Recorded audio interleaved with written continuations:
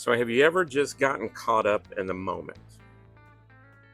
This was supposed to be a video of my first cook on the RecTeq Dual Fire 1200.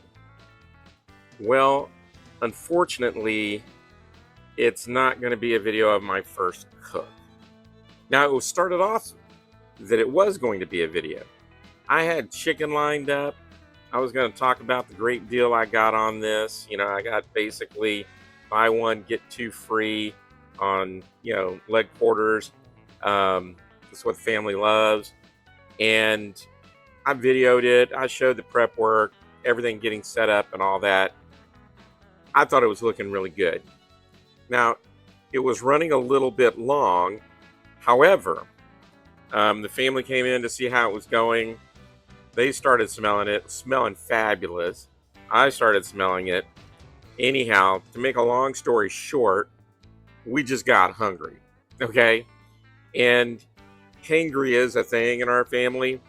And in actuality, I just forgot that I was supposed to be filming the money shot and all the happy faces and everything else that was supposed to go with it. So that didn't happen. Now, mind you, we had a great meal. Dinner was fabulous. It did not occur to me that I forgot to do the money shot until I went to bed. I started thinking about the day and everything and putting that video together. And then I realized, oh, dude, you totally blew it. So this time, I'm not going to blow it. At least I hope not. But we are doing First Cook Part 2 or Take 2. And in this instance, what I've done is basically ribs. Had chicken the other night, doing ribs tonight. 3-2-1 method. And to spice this up a little bit, I also got some chicken enchilada, base that I'm working on up. That is going to be smoked chicken enchilada base. I'll talk more about that later. But back on the ribs, 3-2-1 on the direct fire, on the indirect, and then in the cold smoke box that actually does heat up pretty well. Now that box gets about 40 degrees less than whatever the temperature is on the indirect heat side. But let's see how it works. So smoke is going in place on each of those, and then subsequently the wrap, and then subsequently the baste. Okay, and then after we do the baste, this time we're absolutely going to do the taste. So let's get down to it.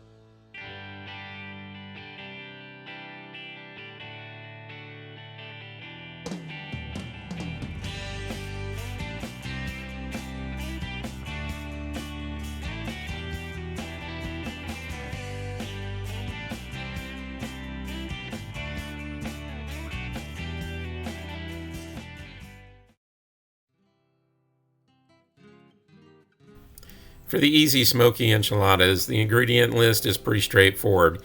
We've got chicken breast, cream cheese, black beans, and Rotel hatch. What you're seeing now is we're going to go ahead and dust some taco seasoning, that's the other ingredient, on both our chicken and our cream cheese, and we're going to get that into the smoker to get some smoky flavor on it.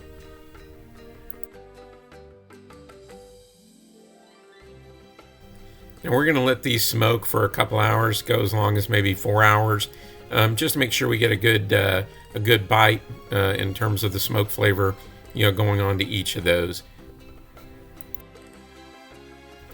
After we pull these out, basically it's just a matter of dumping everything into the crock pot. First thing we do is we toss the chicken down, and then once we get that in place, we'll cover it with the rest of the ingredients. So simply layer that chicken on the bottom of the crock pot, and then again start throwing the rest of the ingredients in there. Get the beans in there, spread those around a little bit, get the Rotel in place,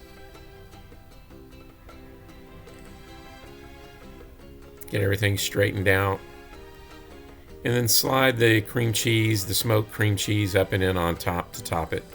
And then what I like to do is I like to put a little extra taco seasoning in there just to give it a little bit more flavor.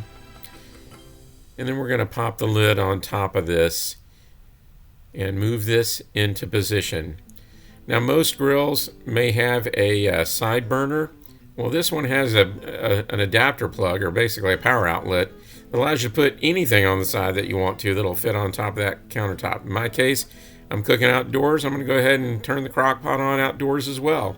And there you go, Dual Fire 1200 with a crock pot.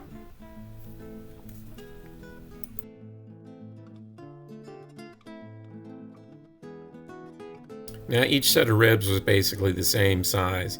And for the 3-2-1 method, just as a recap, I know most people have seen this, but for those who haven't, here's what we're doing. Once we get them out of the bag, we pat them dry.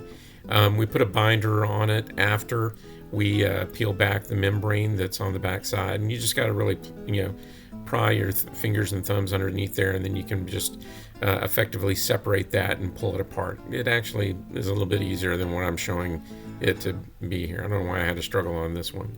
Anyhow, it comes off fairly easy, and then I'm using olive oil as a binder, and that binder just helps to ensure that all the spices and everything adhere properly, and we're getting that binder on the front and the back as we go. Now in this instance, I'm using the RecTeq honey blend on here. It's got a great flavor to it, and we're just seasoning these up very liberally, and then pressing that into, and then making sure we get the edges and the sides as we go along. And again, go with a liberal dose here, and we're going to basically pat that into place.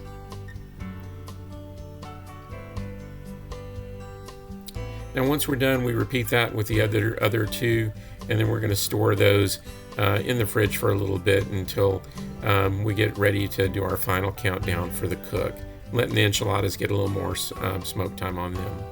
Now, getting the smoke box loaded first. Once we had those chill for an hour or two, we're just going to load the smoke box up with the first piece, and then a little bit later we'll come back in and we'll load the other two up.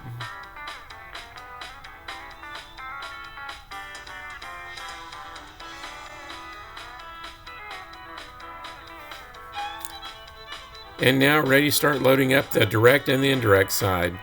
In this case, we got the direct side ready to go, putting those in. We're calling that, oven 1, if you will. Oven 2, the indirect side, getting that put in place. Now, each of these is effectively set on the 225 level.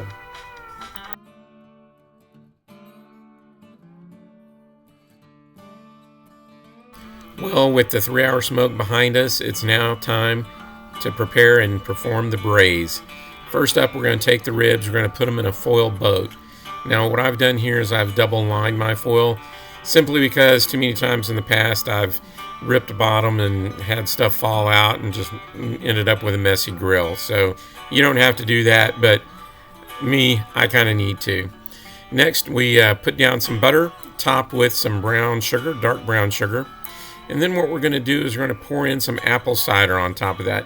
Basically about half a cup or so, a little bit more if the ribs are bigger. We wrap that up, get it airtight, and then we're going to put that back on the smoker. Okay, after braising for 2 hours, it's now time to unwrap them, check them out, and then give them a quick basting. Now at this point, you can use any kind of barbecue sauce that you enjoy. In this case, we chose to use the RecTeq standard sauce. It's just got good flavor to it. I actually like it, quite a bit. May end up grabbing some more of that online. So simply, put that down, spread it around, get it on the sides. I also chose to put a little bit extra dusting on top of these, just so that I could give it a little bit more flavor as we went into things. And again, you just do that on the bone side and on the meat side and get that going.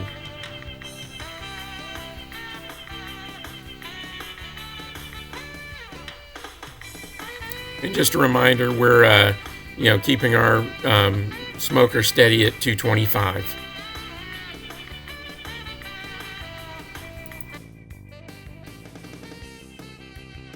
Okay, 1 hour later, that sauce will have set on the ribs and look good. What we chose to do is get all three of these out at pretty much the same time and line those up and go for a taste test. Now, number 1 was the direct fire, number 2 was the indirect, and number 3 was the one that we started off in the smoke box and then moved over to the indirect just to get the heat on it.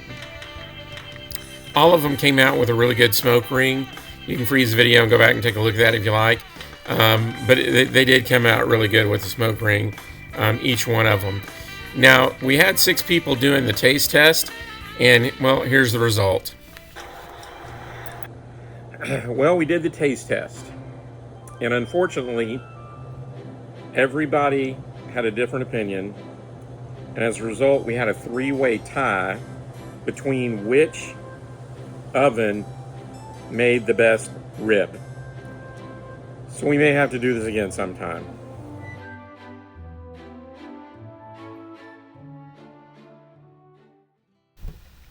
Oh, and before I forget, back on the EZ Enchiladas. Hey, I just used the store brand enchilada sauce. I gotta tell you, we prefer it better than the other stuff. Anyhow, heat that up and then heat your tortillas in there and then basically coat the bottom of your baking dish with it. And then once those tortillas start to soften up, you're going to want to line those into your baking dish. Now, in my situation, I kind of refrigerate the chicken mix first. It makes it easier to handle. And then I form it into a little bit of a log. And then I place that inside of the tortilla like so. And then I just wrap that up. It's that simple. I mean, this is really an easy on the cook thing to build. Now in this case, I got people that like flour tortillas in the family, so there you go. You can do this with flour tortillas too. Same thing, just fold the chicken into a log, pack that in there, and then you're good to go. Now right after this, I tend to top it with a little bit more of the sauce, okay? And then I go down with some cheese on top of that, and then we do a little bit of sour cream across the bridge. Now, once this is all complete, put it in the 350 oven for 20 minutes. And then to finish it off good, to get a little bit of a toasty color on the top, I tend to broil it for, 3 minutes or until brown, depending on how close you are to the broiler. And that, my friends, is the bonus track for easy, smoky enchiladas. Oh, there's the music. Time to go. It's getting funky. Oh, yeah. The chicken I had on my first cook, damn tasty.